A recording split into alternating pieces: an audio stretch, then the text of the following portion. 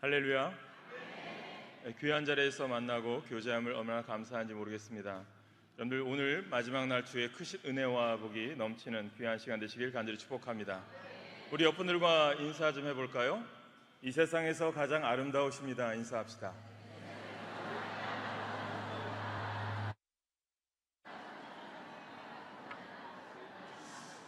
아름다우시다고 하는데요, 인사를 하실 때 가장 행복하고 가장 좋은 미소로 인사하시길 바랍니다. 왜냐하면 오늘 여러분들이 이 자리에 참석할 때 보니까요, 오늘 여러분 가운데 행운이 있을 줄 믿습니다. 하나님의 은혜의 복이 넘칠 줄 믿습니다. 가장 왜 아름다운 자리일까요? 여러분들은 이 세상에서 하나님이 만드신 가장 귀하고 존귀한 걸작품이기 때문입니다. 걸작품답게 하나님께 귀하게 쓰임받기를 간절히 축복하면서 오늘 말씀을 여러분과 함께 나누기를 원합니다. 슬기로운 신앙생활이라고 하는 말씀을 정하면서 우리가 슬기로운 신앙생활이 무엇일까 고민을 했습니다. 무엇일까요? 지혜로운 신앙생활이 되었으면 좋겠습니다. 모든 교회 성도들이 복받기를 원하고 부흥하기를 원하고 잘되기를 소망합니다. 근데 거저되지 않습니다. 분명한 것은 그러한 롤모델을 어디서 찾아야 될까 그런 생각을 해보았는데, 분명한 것은 초대교회입니다. 특별히 사도행전에 나오는 믿음의 성도들이 함께 모여 기도하고 서로 나누며 아름다운 사랑의 공동체를 이루어갔던 초대교회, 그 교회가 우리에게는 가장 본이 되고 또 우리가 해나가야 될 귀한 교회의 모습이라고 생각하면서 오늘 말씀을 여러분과 함께 깊게 나누기를 소망합니다. 제가 이민 목회하면서요, 미국에 있을 때 보면 많은 분들이 한국에서 방문을 합니다. 어느 가정에서 있었던 일인데요, 한국에 계신 할머니, 할아버지가 LA 공항에 도착을 하셨습니다. 그랬더니 가족 손주에 이르기까지 마중을 나간 거죠. 마중을 나가서 우리 할아버지 또 우리 할머니를 잘 마주하기 위해서 우리 손주, 손녀들이 인사하러 나갔습니다. 그래도 보았더니 할아버지가 그래도 좀 특별하게 미국 땅에 왔으니까 멋있게 옷을 입고자 해서 마지막 양말은 노란색 양말을 신었습니다. 그랬더니 미국에서 자라왔던 손주가 할아버지의 양말을 보고 이렇게 말합니다. 할아버지, 삭스가 노래! 라고 했어요. 여러분들 뭐라고 인쇄하십니까? 할아버지가 갑자기 긴장한 거예요. 내 삭스가 노래? 아이의 입장에서는 팩트를 이야기한 거고요, 할아버지 입장에서는 내 신세를 이야기한 건가? 이렇게 오해한 거죠. 여러분, 소통은 참 중요합니다. 누군가 어떤 말을 할 때 그것을 잘 받아들이고 이해하는 게 좋습니다. 저도 책을 읽었는데요, 앞에 보면 혼창통이라고 하는 책이 있더라고요. 이지훈 씨가 쓴 책인데 세면 파커스에서 나온 책이더라고요. 이 책에서 이런 얘기합니다. 허준의 이야기를 하면서 통즉 불통, 불통즉 통이라고 이야기합니다. 무엇일까요? 허준이 얘기했을 때 내 몸에 혈관이 잘 순환이 되고 통하면 아픈 게 없고 순환이 되지 않으면 아프다라고 하는 이야기죠. 교회도 마찬가지입니다. 교회도 건강하고 행복한 교회가 되기를 원한다면 1세대나 1.5세대나 2세대가 서로 소통을 잘해야 됩니다. 어떤 소통을 해야 될까요? 이것의 소통은 복음이라고 저는 믿습니다. 저는 파주에서 목회한 지 8년이 돼 가고 있습니다. 그 이전에는 경기연회, 그 이전에는 미주연회, 목회를 시작한 지 20여 년이 지났습니다. 목사 안수 받은 게 2004년이니까요. 벌써 20년이 지났는데 세월이 정말 빨리 지나가는 것을 느끼게 됩니다. 목회를 해오면서 많은 것을 경험하고 많은 것을 느끼면서 생각했는데, 오늘 마지막 날 여러분 폐회배 전에 말씀을 전하는 순서가 되어서 생각을 해보았어요. 어떤 말을 전하고 어떤 성경을 정해야 우리 성도들이 오늘 이 수련의 귀한 자리에 시간을 내서 참석을 했는데 은혜를 받을까, 그런 생각을 해보았습니다. 저는 오늘 이 마음은 9회 말 투아웃에 대타로선 느낌으로 섰습니다.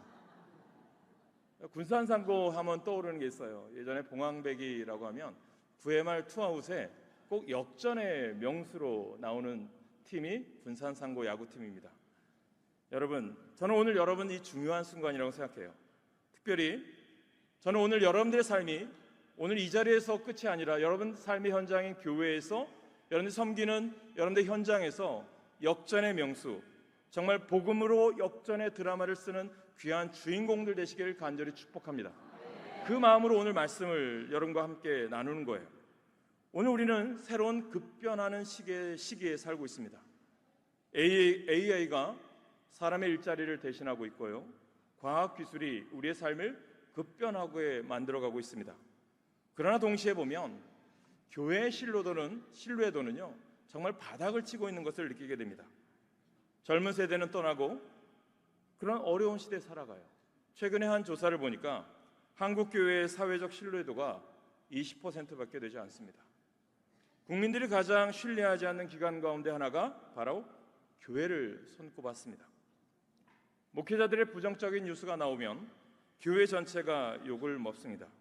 기독교 사회문화연구소에서 1000명을 대상으로 청소년들을 분석을 했어요. 1000명을 보니까 교회 다니는 친구들도 있고 교회 안 다니는 친구도 있는데 59%가 교회를 떠날 생각을 하고 있다는 게 현상의 모습이라는 거죠. 그렇다면 이 현실 속에서 우리는 어떻게 해야 될까요? 저는 여러분 이런 시대에 우리가 붙잡아야 될 게 무엇이라고 생각하십니까? 여러분들이 믿음으로 살아가는 이 수련회 자리에 참석한 여러분들이 무엇을 우리가 오늘 회복해야 될까요? 우리가 붙잡아야 할 것이 무엇이라고 생각하냐면 저는 그것은 바로 변치 않는 복음의 본질이라고 저는 생각합니다. 여러분 본질을 잃어버리면요 아무것도 없는 거예요. 이것을 깨달으셔야 돼요. 그래서 이 시간 저는 여러분들과 사도행전 2장과 사도 바울이 전했던 고린도전서의 말씀을 통해서 복음으로 세상을 바꾸고 본질에 향해 나아가는 참된 크리스천이 되었으면 좋겠습니다. 그것이 저는 바로 슬기로운 신앙생활이라고 생각해요. 이 제목을 정한 이유는 우리가 아는 것처럼 슬기로운 의사생활과 얼마 전에 종영을 했던 앞으로 슬기로울 전공의 생활이라고 하는 그 드라마에서 따왔습니다. 정말 부족하지만 언젠가는 지혜롭고 언젠가는 슬기로울 의사생활을 하고 싶었던 전공에 대한 내용들을 보면서 많은 도전을 받았어요. 사랑하는 성도 여러분, 여러분들에게 한번 질문하고 싶어요. 여러분들이 다니고 있는 교회를 사랑하십니까? 다시 한번 물어볼까요? 교회를 사랑하십니까? 사랑하면 방법을 찾습니다. 그것은 저는 말씀에서 찾으셔야 된다고 생각해요. 하버드 대학 도서관에 가면 여러 가지 명언들이 붙어 있는데 그 명언을 보고 리커싱이라고 하는 사람이 이런 말을 하더라고요. 성공하는 사람들은 핑계를 만들지 않습니다. 대신 방법을 만듭니다. 실패하는 사람들은 방법을 찾지 않고 핑계를 찾습니다 라고 이야기하더라고요. 저는 오늘 여러분 우리가 핑계가 아니라 본질을 찾는 귀한 시간 되시길 간절히 축원합니다. 그래서 첫 번째 여러분들과 나누고 싶을 말씀은 본질을 붙잡는 교회가 되시길 간절히 축원합니다. 여러분 사도행전 2장의 말씀을 보면 초대교회는요 이 시대처럼 화려하지가 않았어요. 건물도 제도도 프로그램도 없었습니다. 그러나요 그들은 본질에 충실했다라는 거예요. 그것이 저는 초대교회의 DNA라고 생각합니다. 오늘 본문 사도행전 2장 42절 말씀에 보니까 그들이 사도의 가르침을 받아 서로 교제하고 떡을 떼며 오로지 기도하기를 힘쓰니라. 여러분 초대교회에서 여기 본문 사도행전 2장의 말씀을 통해서 네 가지의 키워드를 한번 우리가 찾아보고자 합니다. 무엇일까요? 말씀, 교제, 예배, 기도입니다. 여러분 예루살렘 교회가요 베드로가 말씀을 전할 때 수천 명이 회개하고 돌아오는 부흥의 역사가 일어났습니다. 근데 이 교회라고 문제가 없었을까요? 문제가 있었죠. 어려움이 있었고 고난이 있었고 시련이 있습니다. 우리가 섬기는 교회도 분명한 것은 여러 가지 난관이 있고 어려움이 있고 시련들이 다가올 때가 있어요. 그런데 중요한 것은요 그 문제를 뛰어넘어서서 하나님의 일을 감당했던 교회가 바로 예루살렘 교회였다는 거예요. 저는 중비원의 모든 교회가 어느 교회는 힘들고 어느 교회는 쉽고 그런 교회가 없어요. 다 목회하기에는 다 힘들고 어려운 상황 가운데 있습니다. 그런데 중요한 것은 그 문제 가운데 우리가 어떻게 반응하고 어떻게 대처하느냐에 달려있다는 거죠. 그것을 어디서 찾아야 될까요? 초대교회는 이것을 어떻게 해결했죠? 오늘 네 가지 키워드예요. 하나님의 말씀에서 찾으려고 했고요 성도 간의 교제를 통해서 찾으려고 했고요. 또한 예배 회복에서 찾았고요. 오로지 기도하는 곳에서 하나님의 음성을 듣고자 했다는 거예요. 첫 번째 키워드가 뭐예요? 말씀이에요. 교회는요, 하나님의 말씀 위에 세워져야 합니다. 말씀이 흔들리면 교회도 무너집니다. 성도 개인의 신앙도 말씀 없이는 바로 설 수가 없는 거예요. 그래서 여러분, 목사님들이, 여러분 섬기는 교회 목사님들이 말씀을 잘 전할 수 있도록 여러분들이 뒤에서 서포트 해주시길 바랍니다. 여러분, 사도행전의 역사를 보세요. 제자들이 열심히 사역을 하는 가운데 구제를 하고 또한 열심히 어려운 사람을 위해서 기도해 줍니다. 그러다 보니까 말씀의 소홀이 와요. 그래서 하나님께서 그들에게 지혜를 주어서 지혜로운 자, 칭찬 듣는 자 누구를 세웁니까? 7 집사를 세워요. 7 집사를 세워서 무엇을 했습니까? 7 집사를 통해서 사도들이 했던 구제와 나눔과 사역을 나눠줬어요. 그리고 오로지 제자들은 하나님의 말씀을 양육하는 데 애썼다라는 것입니다. 그때 초대교회의 아름다운 부흥이 일어난 줄 믿으시길 간절히 축원합니다. 둘째는 교제예요. 여러분, 성도 간에 아름다운 교제가 있어야 돼요. 교회 가운데 안타까운 게 무엇인 줄 아세요?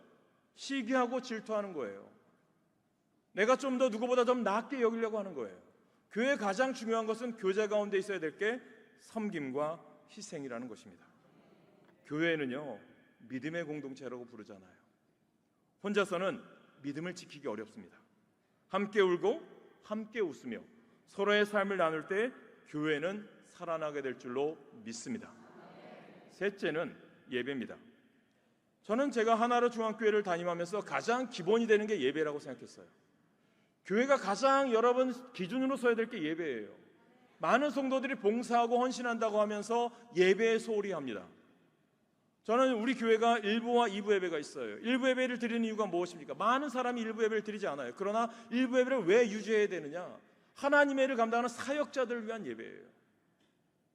하나님의 예배 드리지 않고 주의를 감당한다는 것은 하나님의 뜻이 아니라는 거예요. 떡을 떼며 하나님께 나아가는 것이 교회의 중심입니다. 예배가 무너지면요, 교회의 모든 것이 무너지는 거예요. 저는 오늘 여러분들의 삶이 예배에 목숨 거시길 간절히 축복합니다. 여러분들의 교회 예배가 살아나고 여러분들이 복음의 예배자를 많이 더 세울 수 있는 일을 감당할 때 우리 중부연의 교회가 다시 한번 감리교회가 이 땅에 다시 한번 부흥의 역사를 이룰 줄 믿습니다. 이것을 깨달으셔야 돼요. 네 번째는 이 가운데 가장 중요하다고 생각해요. 기도입니다. 기도 없이 교회는요, 힘을 잃어요. 한국교회가 올해 140주년, 언더우드 선교사와 아펜젤러 선교사가 저 제물포항에 들어온 지 140주년이라고 이야기합니다. 140주년이 되었으니까 저절로 부흥할까요? 저절로 다시 이 땅에 하나님의 역사가 일어날까요? 저절로 되질 않습니다. 그때 선교사들과 선교사들을 위해서 도왔던 많은 무명의 이름도 없이 빛도 없이 헌신했던 그들을 통해서 이 땅에 의료기관과 교육기관과 교회가 세워졌을 때 이 땅에 참된 복음의 빛이 일어난 줄 믿습니다. 오늘 여러분 가운데도 마찬가지예요. 때로는 교회 안에서 이름도 없이 빛도 없이 헌신하는 여러분 되시길 간절히 축복합니다. 때로는 누가 알아주지 않을 수도 있어요. 그래서 저는 우리 교회에서 여러분 새벽제단과 금요기도회를 쌓는 분들 너무 좋아해요. 왜 나타나지 않아요? 누가 보지 않아요? 그러나 그분들의 기도와 헌신이 교회를 세우고 교회를 새롭게 하는 줄 믿으시길 간절히 축원합니다. 그래서 저는 목회하는 거예요. 그런 분들이 계셔서. 여러분, 초대교회는요, 오순절마다 하나님의 놀라운 역사가 일어났습니다. 마가의 다락방에서 기도하다가 성령을 받았고 그 성령의 능력으로 세상을 변화시켜 나갔던 거죠. 교회는요, 바로 이런 능력이 있는 교회예요. 초대교회는 이런 힘이 있었습니다. 중국에 가면 제가 같이 목회를 같이 하면서 저에게 많은 도움을 주었던 목사님이 계신데 그분이 항상 중국 교회 가셔서 선교하셨는데 예전에 지금 은퇴하시고 미국에서 교제를 몇 번 했던 김동영 목사님 계세요. 이분이 은퇴한 이후에도 선교비를 보내드리면 중국의 가정교회 가서 중국에 가서 선교를 하시더라고요. 그분이 이런 말씀하세요. 중국의 가정교회는 건물도 제도도 없고 힘든 상황이지만 말씀과 기도와 교제가 있기에 중국에 놀라운 부흥이 있었다라고 말씀하시더라고요. 여러분, 북한 지하교회가 있다고 이야기하죠. 그 성도들은 작은 소리로 찬송과 한절을 부르며 예배를 합니다. 여러분, 본질이 살아있으면 교회는 어디서든 살아 역사하실 줄 믿습니다. 저는 이민 목회를 할 때 미국 UMC 교회를 렌트했어요. 건물도 재정도 부족했습니다. 그러나 저는 그런 생각을 해요. 말씀과 기도와 교제와 사랑이 있었기 때문에 교회가 그래도 하나님 앞에 이민자들을 위한 교회가 세워지고 건강하게 성장하는 것을 경험을 했습니다. 그러므로 저는 오늘 이 땅에 우리 교회가, 우리 중부연의 모든 성도들이, 우리 교회나 개인도 이 네 가지 본질을 다시 한번 붙잡기를 간절히 축복합니다. 그래서 여러분, 본질을 붙잡아야, 본질이 살아있으면 교회는 다시 이 땅에 놀라운 역사를, 선한 일을 감당할 줄로 믿습니다. 두 번째 여러분들과 나누고 싶은 것은 품격이에요. 품격을 지키는 교회가 되었으면 좋겠어요. 품격을 지키는 리더십이 세워졌으면 좋겠어요. 이런 예화가 있더라고요. 정치가, 기자, 목사님이 식사를 하셨어요. 그 식사비 계산을 누가 할까요? 누가 하실까요? 누구요? 안 들려요. 누구요? 목사님이요? 목사님이 하면 더 좋다고 생각해요. 누가 했어요? 식당 주인이 했습니다. 세대를 풍자한 거죠. 여러분, 주는 자가, 베푸는 자가 복이 있습니다. 저는 전도사 때 제가 섬기던 교회 목사님이 항상 저에게 이런 말씀하시더라고요. 너 앞으로 목사 안수 받고 목사가 되면 거지 근성 버려야 돼. 목사 일 하다 보면 항상 많이 받을 거야. 대접도 받고 그럴 거야. 그때마다 너 그것에 익숙해지지 말고 너도 베푸는 자가 되어야 목사가 복 받는다. 그 말이요, 저의 목회 모토에서 많은 변화를 주었어요. 사랑하는 성도 여러분, 교회가 본질만 붙잡는다고 해서요, 세상 앞에서 신뢰를 얻지는 못합니다. 교회는 그 본질 위에 품격을 세우셔야 합니다. 성도의 품격을 지키셔야 되고요, 목회자는 목회자의 품격을 지키고, 여러분들 우리 교회가 교회의 품격을 지키셔야 된다는 거예요. 여러분들 목회자에 대한 기대가 많아요. 우리 목사님은 어땠으면 좋겠고 우리 목사님은 이랬으면 좋겠다라고 하는 기대가 있습니다. 세상에서도 목사님들은 이랬으면 좋겠어라고 기대를 하죠. 그런데 때로는 목사님들이 실수하거나 잘못하면 많은 사람들이 실망하고 좌절합니다. 그런 것처럼 또 믿지 않는 사람들은 성도들의 삶을 보기 때문에 여러분들의 삶에도 품격이 있기를 간절히 축복합니다. 여러분, 교회의 품격은요, 화려한 건물이나 대형 프로그램에서 나오지 않아요. 그것은 바로 우리 성도들의 삶에서 흘러나온다는 거예요. 그래서 교회의 품격은 뭐라고요? 곧 성도의 품격이다. 세상은 교회를 향해서 외쳐요. 야, 위선적이야. 자기들밖에 몰라. 돈에 너무 집착해. 비판합니다. 왜 이런 인식이 생겼을까요? 그것은 교회와 성도의 품격이 무너졌기 때문이에요. 그렇다면 여러분들에게 또 여기서 드리는 세 가지 핵심 키워드를 드려요. 품격을 세우는 핵심입니다. 첫째는 정직하세요. 세상은 교회를 향해서 너희 정직해? 라고 물어봐요.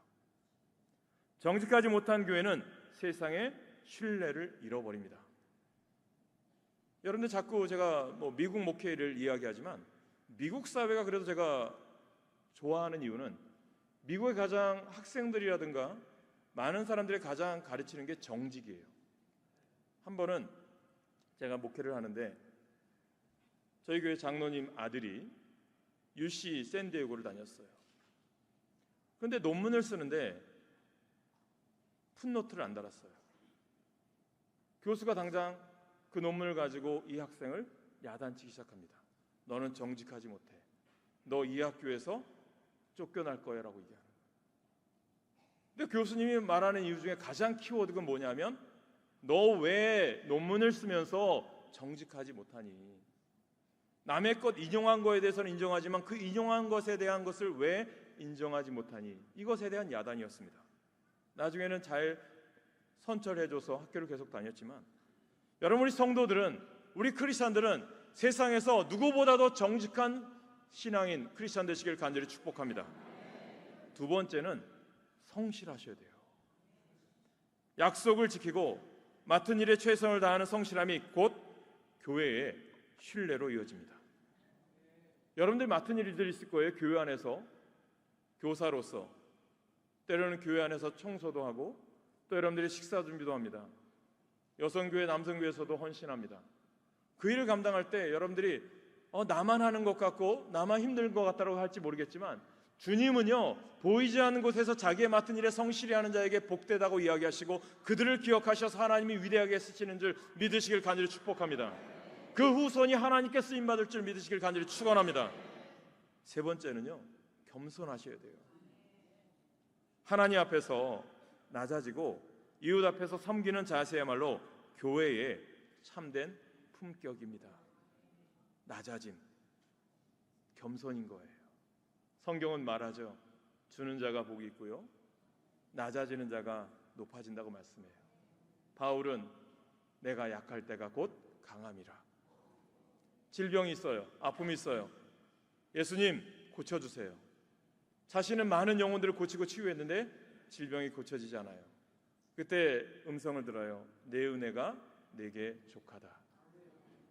그런데 그 말씀에 바울은 그 은혜를 감사했어요. 내가 오히려 약하기 때문에 하나님을 의지하고, 내가 오히려 약하기 때문에 하나님을 바라볼 수 있음에 감사했다고 합니다. 여러분 삶의 모습이 참된 품격을 원하십니까? 모든 일에 낮아지고 겸손함으로 일하시길 간절히 축원합니다. 여러분들, 그래서 때로는 이런 시험 드는 게 뭐예요? 목사님 왜 이거 안 알아주세요? 목사님 제가 이거 하고 저거 했는데 왜 안 알아주세요? 시험 들지 마세요. 여러분, 많은 사람들이 주님 다 아시겠지 하면서 마음에 상처받잖아요. 우리 옆분들 인사합시다. 우리 서로 겸손하게 주의를 합시다. 인사합시다.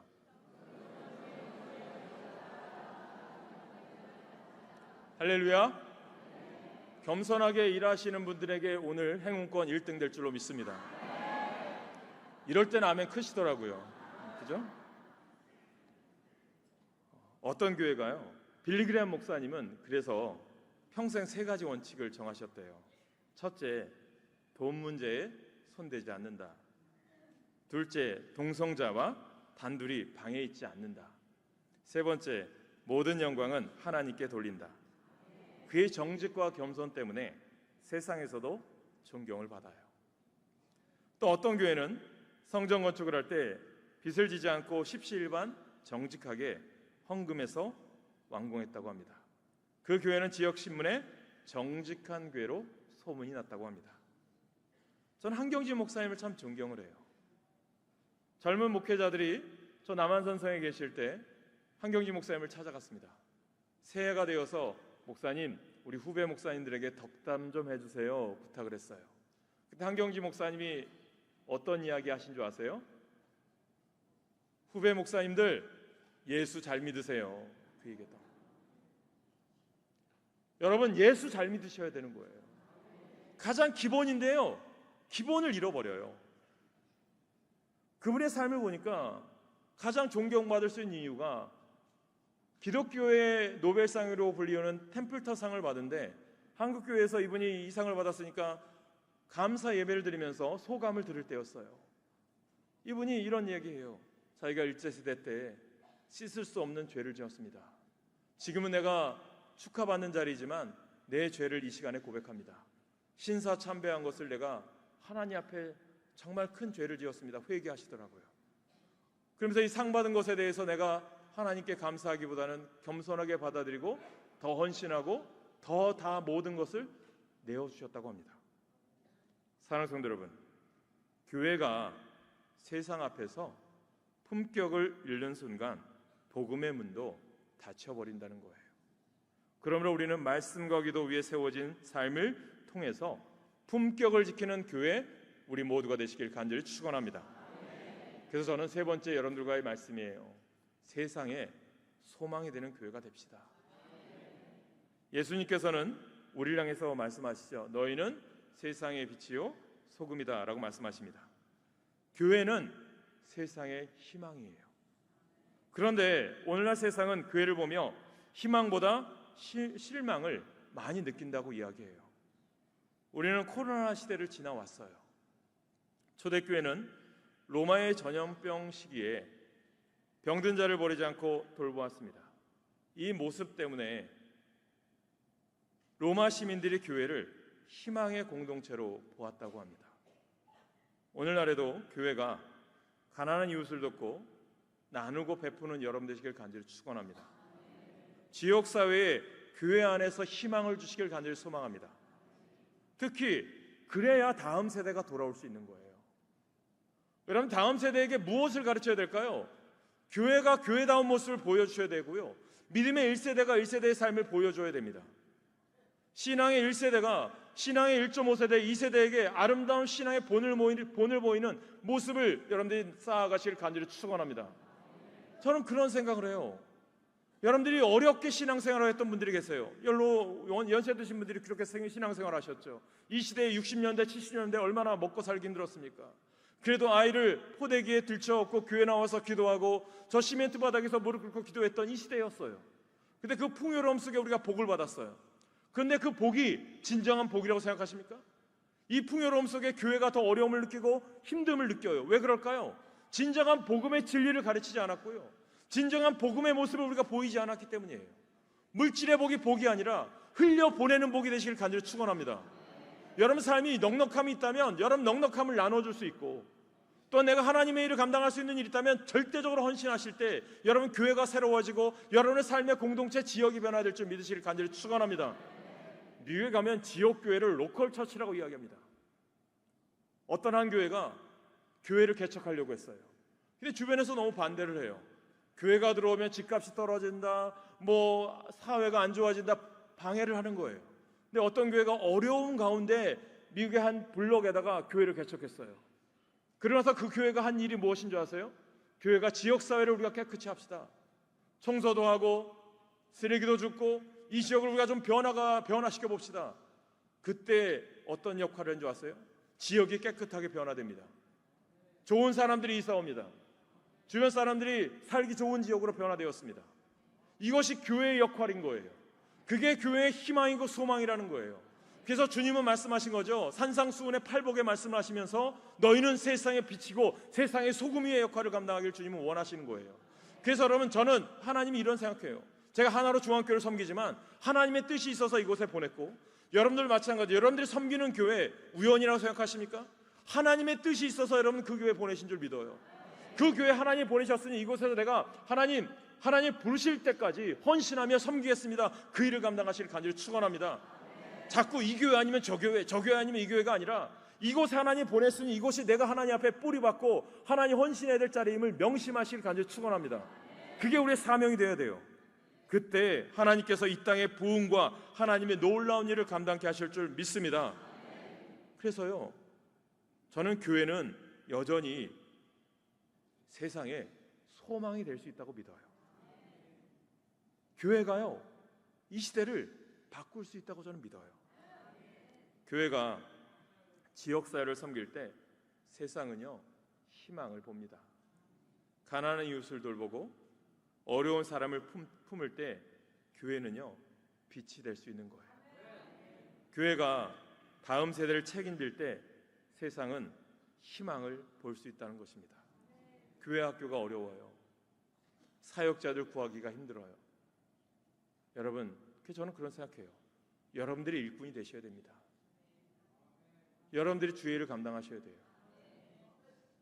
저희 때는요, 목사님이 야단을 치면, 전도사 때였죠, 야단을 치면 야단 친 대로 다 맞았어요. 때로는 이런 야단 저런 야단, 어느 때는 목사님이 너 분리수거하면 분리수거했고요, 쓰레기 치우면 쓰레기 치워야 되고요, 또 어느 때는 교회 안에 술 취해서 들어온 사람 있으면 그 사람 내보내려고 애썼고요, 한때는 교회 경비도 섰어요. 아침 왜? 경비하는 분이 갑자기 관둬서. 전도사 때 그렇게 해야만 되는 줄 알았어요. 근데 요즘 이 세대는요, 저희 때는 그랬는데 요즘 전도사님들이나 이런 사역자들 보면 조금만 야단치면 저 알바하는 게 나아요, 안 해요, 떠나버려요. 야, 우리 시대 때는 이랬는데 요즘은 이렇구나. 근데 저희 그것도 이해합니다. 또 잘해줘야지 그런 생각을 하죠. 그런 생각을 해보면서 이 시대에 사역자가 귀하구나. 이 시대에 일꾼이 귀하구나. 그런 생각을 해보았습니다. 저는 그래서 우리 교회 새벽마다 저는 이런 기도해요. 하나님, 우리 교회에 하나님의 동역자, 일꾼을 보내주세요. 그런 기도하고요. 믿음의 성도들이 다 하나님의 동역자로서 일꾼으로서 세워지길 소망합니다. 그렇게 기도합니다. 바울을 보면서 제가 연속설교로 로마서 16장의 말씀을 전하고 있어요. 주일에 로마서 16장 1절과 2절에는 바울이 추천한 베베 집사에 대해서 나오고 3절과 4절에는 브리스가 부부가 나옵니다. 또한 이번 주 내일 말씀은 5장부터 에베네도와 그 사람들이 나와요. 바울이 될 수 있었던 이유가 뭘까요? 뒤에서 이름 없이 빚도 없이 바울을 위해 선신해주고 하나님의 일을 감당했던 일꾼이 있었기 때문에 저는 그 일을 감당할 수 있었다고 믿습니다. 그게 동역자예요. 그래서 동역자의 원뜻이 뭔지 아세요? 짐을 같이 지는 사람. 교회의 짐을요 목사만 지나요? 아니에요. 여러분들이 같이 지셔야 되는 거예요. 같이 함께할 때 교회가 새로워지고 부흥하게 될 줄로 믿습니다. 사랑하는 여러분, 세상의 소망은 정치나 경제 안에서 나오지 않아요. 오직 복음 안에 있고 교회 안에 있다고 저는 믿어요. 여러분, 말씀의 결론을 드립니다. 사랑하는 여러분, 교회는 세상의 소망입니다. 그렇다면 우리는 어떻게 살아가야 되겠습니까? 오늘 말씀의 세 가지 기둥을 여러분들에게 정리해 드립니다. 첫째, 본질로 돌아가십시오. 기도, 말씀, 기도, 예배, 교제라는 초대교회의 본질을 회복하시길 축복합니다. 두 번째, 품격을 지키십시오. 정직과 성실, 겸손으로 세상 앞에 신뢰를 회복하시길 축복합니다. 세 번째, 세상의 소망이 되십시오. 교회가 빛과 소금으로 다음 세대와 지역사회를 섬길 때 세상은 다시 희망을 보게 될 줄로 믿습니다. 이 세 가지 기둥을 세울 때 교회는 흔들리지 않고 다시 세상을 변화시킬 수 있다고 저는 믿어요. 처음 여러분 가운데 여러분 말씀 전할 때 9회 말 투아웃 같은 상황에서 제가 말씀을 전한다고 이야기했어요. 여러분, 이 시대가요 그런 상황 같아요. 9회 말 투아웃 같은 상황. 그런데 주님이 그 가운데 세운 대타가 있는 거예요. 그는 분명히 안타를 칠 줄 믿어요. 감독의 기대가 있듯이 이 시대가 교회가 어려워요. 감리교회도 부흥을 주춤하고 있고 어려움을 겪고 있습니다. 주님은 그 가운데 여러분을 세운 거예요. 대타로. 여러분들, 하나님은 왜? 기대가 있고 소망과 꿈이 있기 때문에 그 소망에 오늘 여러분들이 감당해 날 때 역전될 줄 믿습니다. 이 사회가, 이 지역이, 여러분 중부연회가, 감리교회가 바뀌게 될 줄로 믿습니다. 그 일을 향해 나가는 여러분 되시길 간절히 축복합니다. 여러분, 결단 찬양할 텐데요, 반주해 주시고. 저는 보네포 목사님을 참 좋아합니다. 독일의 신학자, 순교적 신앙의 삶을 살았던 귀한 신학자죠. 성도들이 보네포의 찬양시 선한 능력으로 부를 때마다 정말 저는 가슴을 맺히는 것 같아요. 보네포 목사님의 시 선한 능력으로 그가 1944년 성탄절 나치 감옥에서 약혼녀 마리아 폰 베테마이어에게 보낸 마지막 편지에 담겨 있습니다. 그리고 그 이듬해 4월에 그는 독일 수용소에서 교수형으로 순교를 당했어요. 그도 9회 말 투아웃 같은 독일 상황에 하나님이 세운 신학자였어요. 근데 그는 끝까지 하나님, 내가 이 시대를 바꾸기 위해서 선한 일을 감당하는 신학자가 되겠습니다. 비록 내가 목숨을 잃어도 하나님이 보내신 뜻을 감당하겠습니다. 그로부터 한 달 후 독일이 연합군에 무조건 항복하여 유럽에서는 제2차 세계대전이 종전되었죠. 보네포 목사님은 안타깝게 독일 패전과 전쟁 종식 불과 한 달도 남기지 않은 채 안타깝게 세상을 떠났습니다. 그런데요, 오늘날 이 시대까지 21세기를 살아가는 우리들에게, 또 신학생들에게 아직까지 도전이 되고 소망이 되는 신학자, 목사님으로 남아있는 이유가 뭘까요? 구해말 투하과 같은 절망적인 상황에서 변치 않는 하나님의 신실하심과 선한 능력을 신뢰하며 그의 길을 걸어갔기 때문입니다. 여러분, 이 찬양 부를 때 여러분들이 그 마음 가지고 결단하는 마음으로 찬양했으면 좋겠습니다. 그리고 여러분들 중부연회를 변화시키는 여러분 되시길 소망하면서 주 선한 능력으로 안으시는 찬양하겠습니다.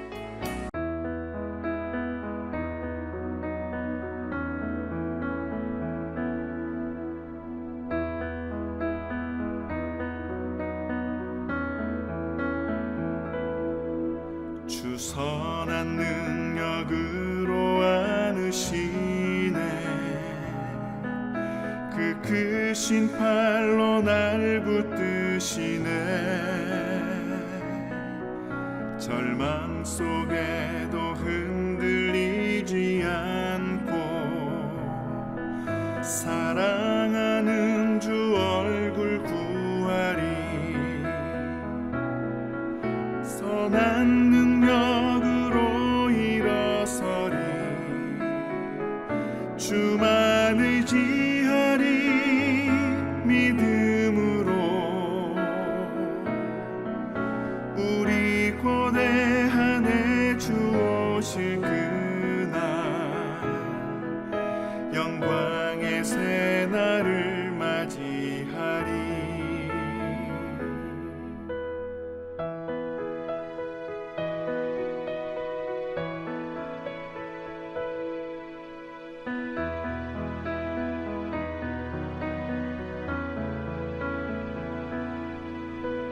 이전에 괴로움 날 애워싸고